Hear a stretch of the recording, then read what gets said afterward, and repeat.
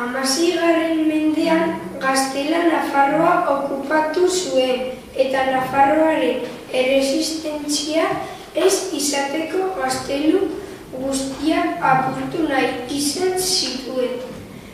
Egoera honetan Marsillako gazteluari apurketa tokatu zitzaion. Marsillako gazteluaren nagusia Francesco Marquesa hain zuzen ere Ana de Velasco izan zen. En el siglo XVI, Castilla ocupó Navarra y para que Navarra no se defendiera, los castellanos querían romper todos los castillos. En este momento al castillo de Marcilla le tocó su turno. La jefa del castillo fue la marquesa de Faldas, concretamente Ana de Velasco. Gaztelakoak etorriko dira, gaztelua apurtzera. Zer egingo dugu, Markesa?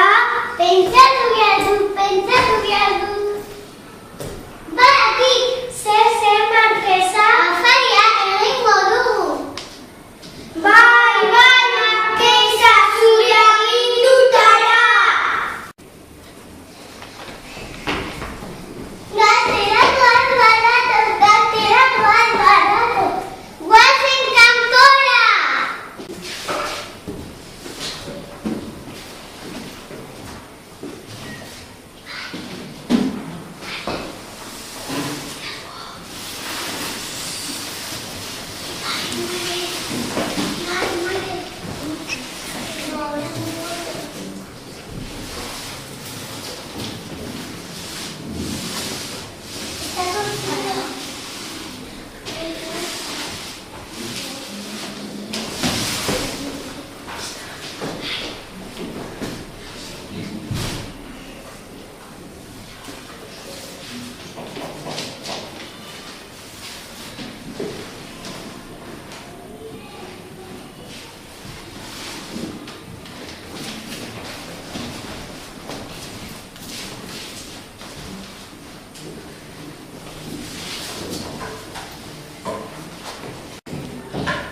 Guazen apurtzera gaztelua!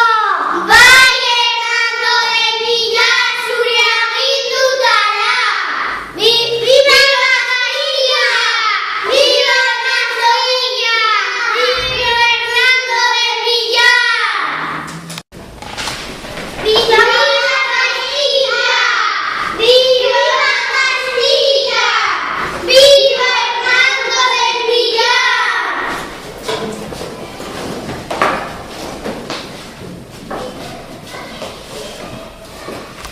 Hernando del Villar. Afaldu nahi duzu? Bai, eskerrik asko. Zuk nirekin eta zure berlariekin, nire berlariekin.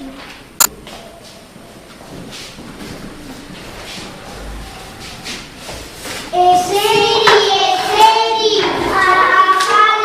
afaldu. Onegi.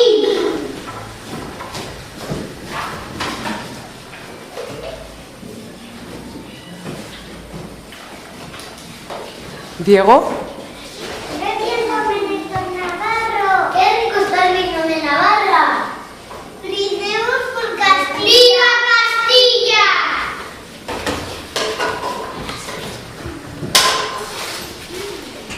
Hermanarra, atxilotuak zaudete!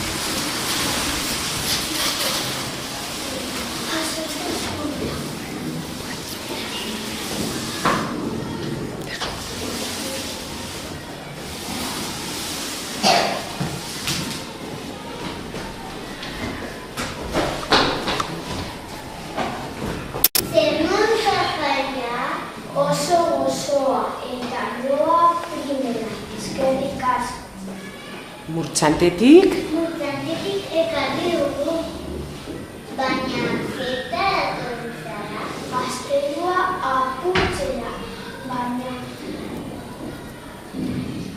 Afariona. Afariona handuranez hartu gauzak eta zoazte. Nik zure ditza berkatzen dut zelainaria atxilotuak zaude.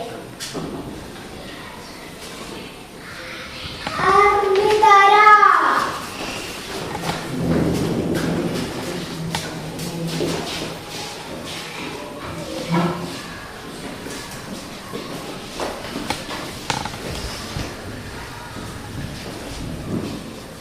Gora Nafarroa! Gora! Bukatu du!